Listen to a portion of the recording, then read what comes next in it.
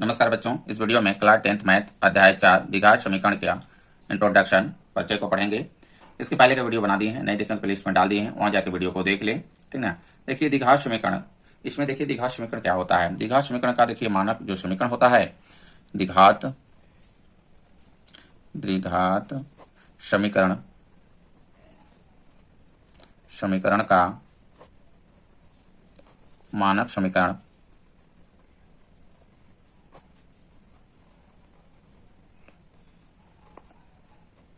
मानक समीकरण देखिए इसका होता है A X square plus B X plus C equal to 0। ये मानक समीकरण होता है इसमें।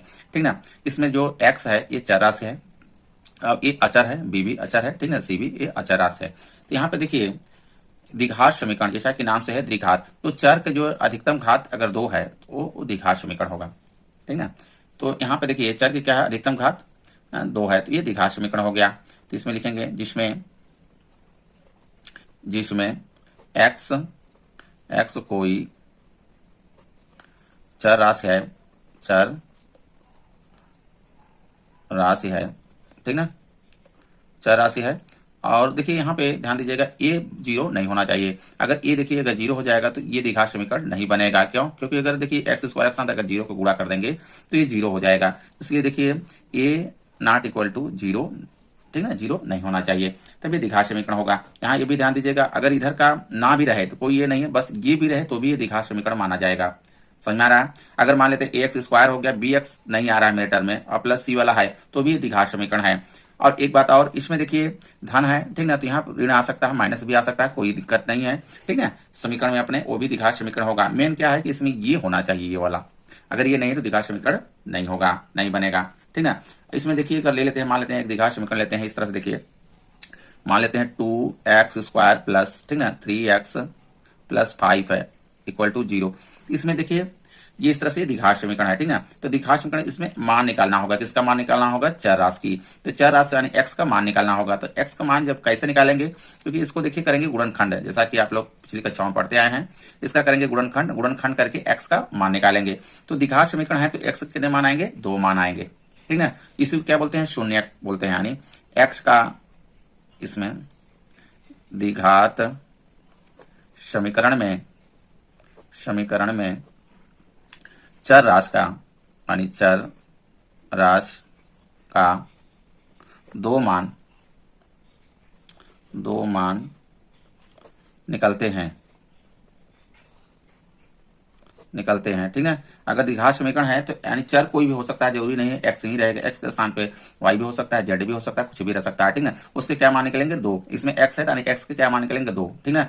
इसी को क्या बोलते हैं, इसी को शून्यक बोलते हैं। क्या बोलते हैं, शून्यक, या तो कहें तो मूल भी कहते हैं। इसी को क्या कहते हैं, मूल भी कहते हैं। समझ में आ रहा है? अगर त्रिघात रहे तो 3 मान निकलते हैं इसके। कितने मान निकलते हैं, 3। इसमें देखिए कंडीशन है, अगर इसको हम मूल समीकरण से तुलना करें, देखिए मूल समीकरण मेरा, क्योंकि ये है, देखिए यहाँ पे ए बी और सी, इसका मान निकलेगा यहाँ मूल समीकरण से तुलना करेंगे। तो अगर देखिए अगर ये आ जाए मेरा, जैसे बी स्क्वायर, पहला कंडीशन इसमें बी स्क्वायर माइनस 4ac, ठीक ना। अगर बड़ा रहे 0 से, तुलना करने से अगर इसमें हम रख देते हैं मान, ठीक है। अगर 0 से ये बड़ा है तो मूल कैसे होंगे, यानी इसमें बताना है हमको मूल किस प्रकार के होंगे, चेक करने के लिए है ये। तो देखिए इस कंडीशन में 2 मूल यानी x के 2 मान निकलेंगे, तो दोनों मूल क्या होंगे, अलग अलग होंगे, यानी भिन्न भिन्न होंगे और वास्तविक होंगे। तो दोनों मूल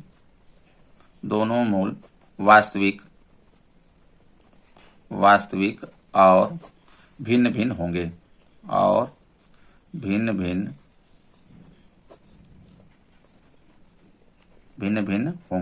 समझ में आ रहा है? भिन्न भिन्न मतलब अलग अलग होंगे, ये कंडीशन में। दूसरा कंडीशन देखिए इसमें है कि अगर बी स्क्वायर माइनस 4ac बराबर 0 रहे, ठीक है। अगर इसमें 0 आ जाता है तो दोनों मूल क्या होंगे, बराबर होंगे।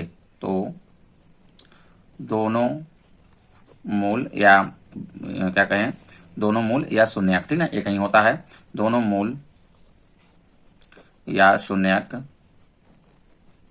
ठीक ना, बराबर होंगे,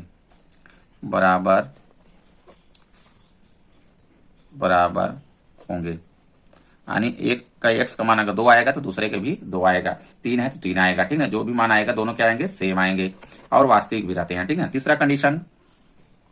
तीसरा कंडीशन है कि बी स्क्वायर माइनस 4ac, ठीक है। अगर छोटा है, क्या है, छोटा है 0 से, ध्यान दीजिएगा, 0 से छोटा यानी ऋण में है, तो इसके क्या होंगे, दोनों मूल क्या होंगे, वास्तविक नहीं होंगे। तो दोनों मूल या शून्यक वास्तविक नहीं होंगे।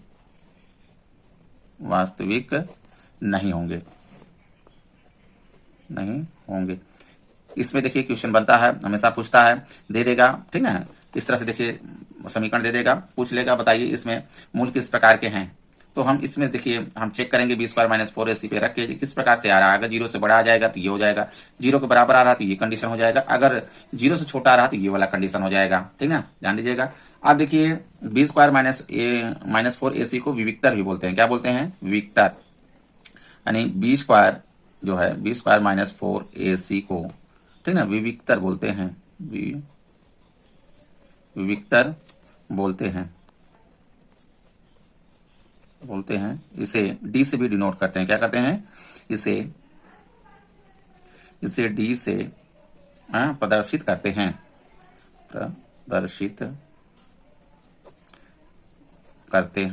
समझ में आ रहा है।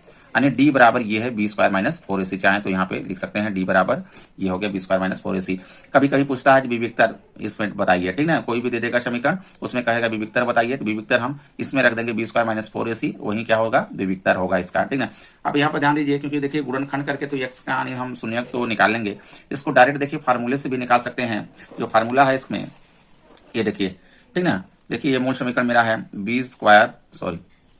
मूल समीकरण होता है ax square plus bx plus c equal to 0, ठीक है। तो विविक्तर देखिए द्विघाती सूत्र होता है x बराबर हो जाएगा ऋण में b धन ऋण में बी स्क्वायर माइनस 4ac बटे 2a, ये फार्मूला होता है। इसमें देखिए दोनों शून्य निकल जाएंगे इस पे रखने से, क्योंकि देखिए एक बार अगर धन को लेंगे तो एक निकलेगा, एक बार ऋण लेंगे तो दूसरा निकलेगा। देखिए यही है ये, ठीक है। द्विघाती सूत्र से डायरेक्ट हम प्रयोग करके निकाल सकते हैं, या तो देखिए गुणनखंड करके, कभी कहीं पूछता है द्विघाती सूत्र का प्रयोग करके, ठीक ना, इसका शून्यक बताएं, यानी शून्यक निकालें, तो हम ये फार्मूला लगाएंगे वहां पे।